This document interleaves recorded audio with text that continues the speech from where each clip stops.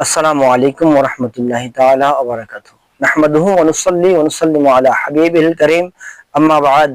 সুপ্রিয় দর্শক ও শ্রোতাবৃন্দ, যে যেখান থেকে দেখছেন সবাইকে জানাই আন্তরিক শুভেচ্ছা ও অভিনন্দন।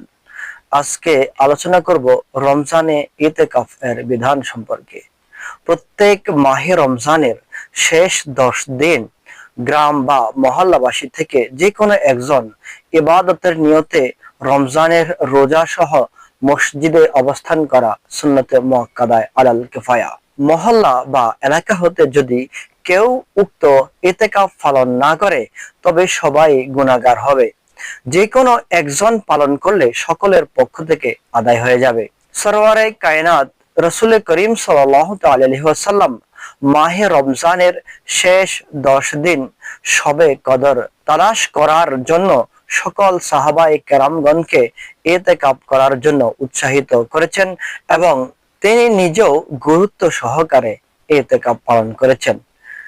ইতিকাফের জন্য 20 রমজান সূর্যাস্তের পূর্ব হতে ইতিকাফের নিয়ত করলে কিন্তু মসজিদে ইতিকাফের জন্য প্রবেশ না করলে সুন্নতে মুআক্কাদা আদায় হবে না, এবং 30 রমজানের সূর্যাস্তের পূর্বে মসজিদ থেকে বের হয়ে গেলে সুন্নতে মুআক্কাদা আদায় হবে না। 30 রমজান সূর্যাস্তের পর অথবা 29 রমজান চাঁদ উদয়ের সঠিক খবরের পর মসজিদ হতে বের হবে।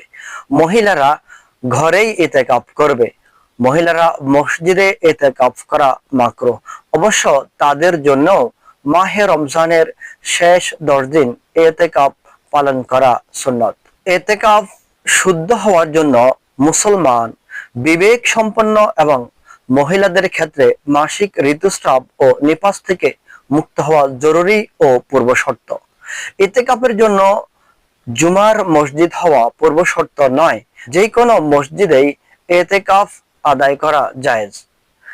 ইতিকাফ অবস্থায় বিনা কারণে মসজিদ থেকে বের হওয়া হারাম।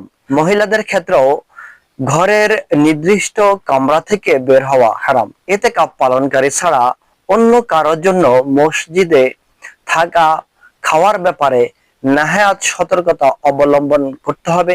মসজিদে যেন নোংরা না হয় সেদিকে বিশেষ লক্ষ্য রাখতে হবে। অর্থাৎ সদা স্মরণ রাখবে এটা আল্লাহ রাব্বুল আলামিনের পবিত্র ঘর ও ইবাদতের জন্য নির্দিষ্ট স্থান।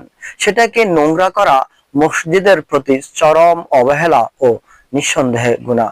সুতরাং মসজিদে ইতিকাফ ব্যতীত অন্য কোনো অবস্থাতেই থাকা অথবা ফানার করা নিষিদ্ধ।